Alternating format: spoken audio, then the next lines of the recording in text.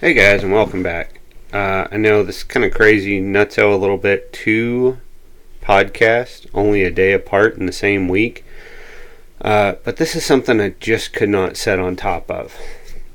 So as always, I'm going to start with the question that I think you should ask yourself.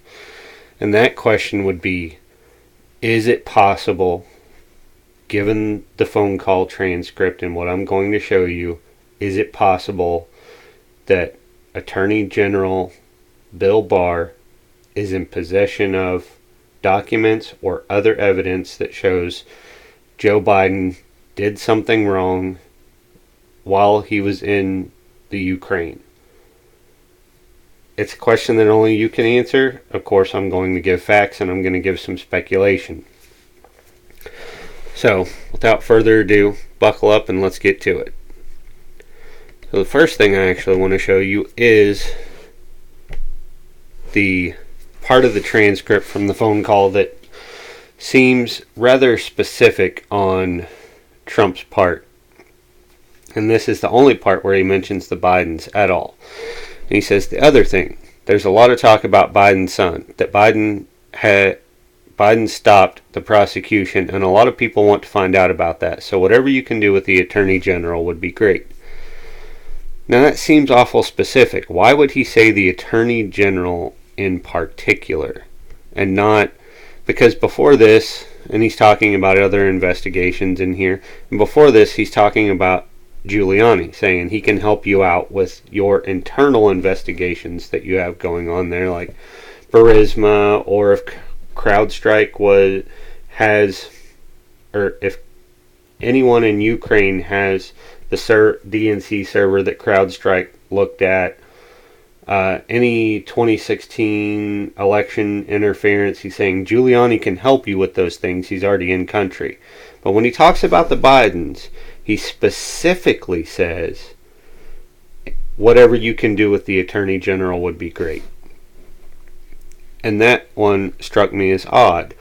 So let's go through the list of the facts that we have, including this fact, and then we'll get to the speculation.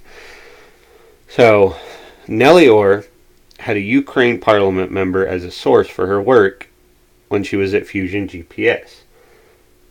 Nellie Orr is the wife of Bruce Orr, who was number 4 at the DOJ at the time that all this Russia investigation was going on. So she was working for the company digging up opposition research on Trump and Manafort. And one of her sources was a Ukrainian parliament member.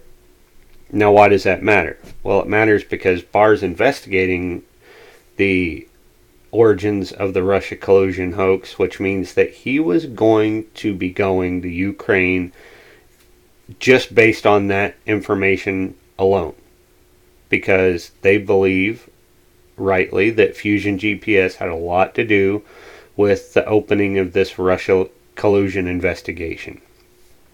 So therefore, Barr's already going to be going over to Ukraine. He's going to be in country, which would make sense, given that the phone call transcript directs the new Ukrainian president of anything that they can do with that to work with Attorney General Bill Barr. Because Joe Biden and Hunter Biden are both United States citizens at this point. That means any relevant information of wrongdoing that the Ukrainians are in possession of should be turned over to the Attorney General, because he has to look into that. It's his job. If something happened over there that shouldn't, especially with Joe Biden being the VP at the time, that technically gives him diplomatic powers in the country, which means that he could not be prosecuted in the Ukraine.